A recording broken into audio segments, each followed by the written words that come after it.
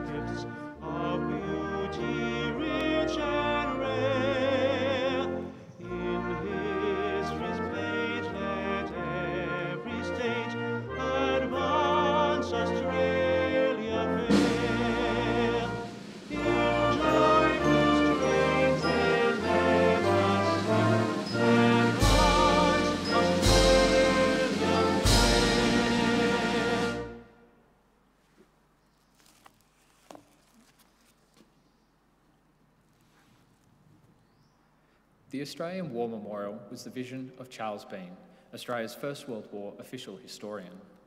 Bean landed with the Australian troops on Gallipoli and stayed with them at the front through to the end of the war. The idea of this national memorial and museum came to him at Pozières, France, in the depths of the bloody fighting of 1916. Bean's idea was that this would be a place where families and friends could mourn loved ones buried in faraway places. It would also be a place that could help all Australians understand what these men and women had endured and what they had done for us. Bean's vision, to which we remain true, is best expressed as inscribed in the entrance to the memorial's galleries. Here is their spirit, in the heart of the land they loved, and here we guard the record which they themselves made. Tonight, we will read the story behind just one of those on the Roll of Honour, which lists the names of the more than 102,000 men and women who have given their lives for us in war and on operations for more than a century. But first, we present a lament, Flowers of the Forest. Wreaths of floral tributes will now be laid at the base of the Pool of Reflection.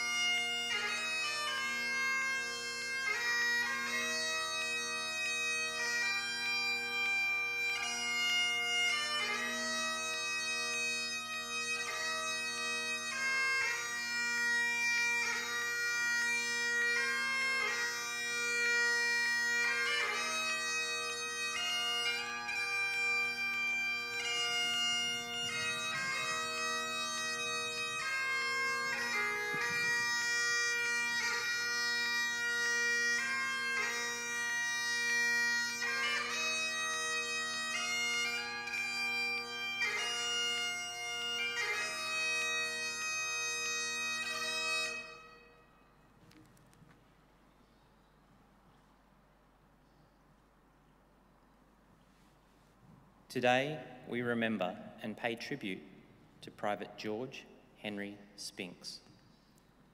George Spinks was born on the 22nd of June, 1891, the son of Charles and Rachel Spinks of Penguin, Tasmania.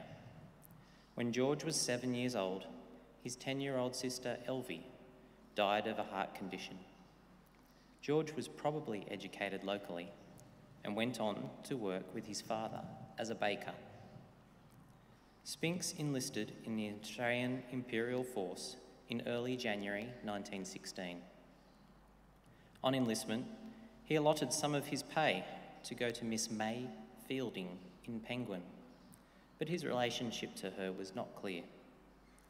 He underwent a period of training in Australia and went home for final leave in February. He and a number of other recruits, including some of the relatives, were enthusiastically farewelled at a social in Penguin and left Australia with reinforcements to the 12th Battalion in March 1916. Private Spinks was first sent to Egypt and continued on to France, where he was transferred to the 52nd Battalion. Not long after his arrival, his battalion moved into position in the lines directly behind the recently captured village of Pozières. Spinks's company moved closer to the front to supply working parties, while the other three companies undertook training. After 2 days of working in close proximity to the front line, Spinks was wounded in the head and back by shell fragments. His wounds were not serious, however, and he returned to his battalion after treatment. Roughly 3 weeks later, in early September 1916, the 52nd Battalion took part in an attack to capture the heavily fortified Mouquet Farm to the north of Pozières. The attack was launched in the early hours of the 3rd of September. After fierce and bloody hand-to-hand conflict, the battalion was able to capture its objectives within hours. However, other Australian battalions struggled to advance, and the attack ultimately failed, with heavy casualties. It is likely that the 52nd Battalion had also not advanced far enough and was confused when reporting that it had taken its objectives.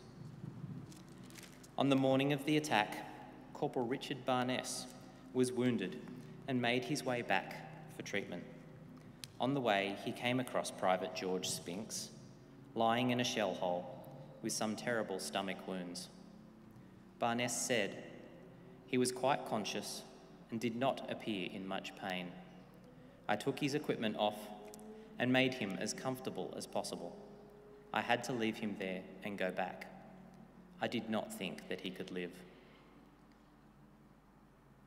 George Spinks never returned to his battalion and probably died on his own in that shell hole.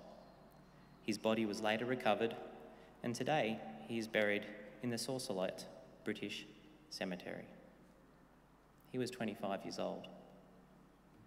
His name is listed on the Roll of Honour to my right, just up there.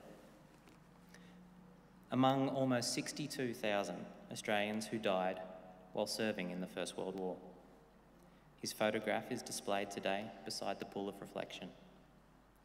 This is but one of the many stories of service and sacrifice told here at the Australian War Memorial. We now remember Private George Henry Spinks, who gave his life for us, for our freedoms, and in the hope of a better world.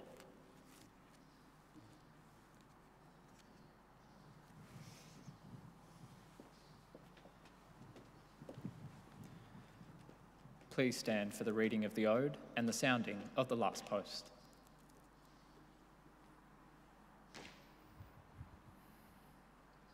They shall grow not old, as we that are left grow old. Age shall not weary them, nor the years condemn. At the going down of the sun and in the morning, we will remember them. Remember them.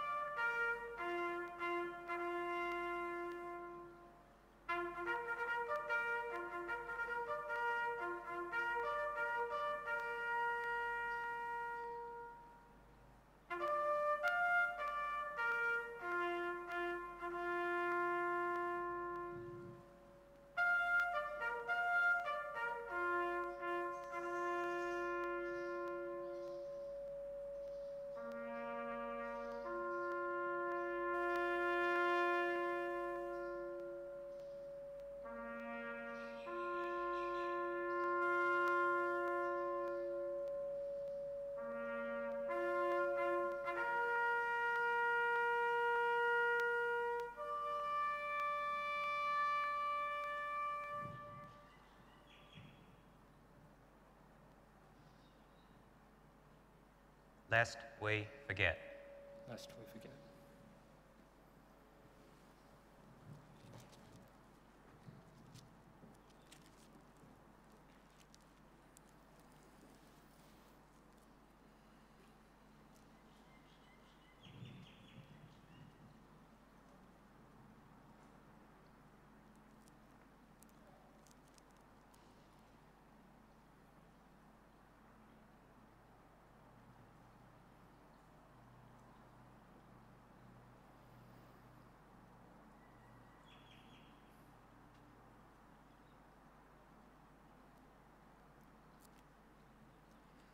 We leave you this evening with the words of the memorial's founder, Charles Bean.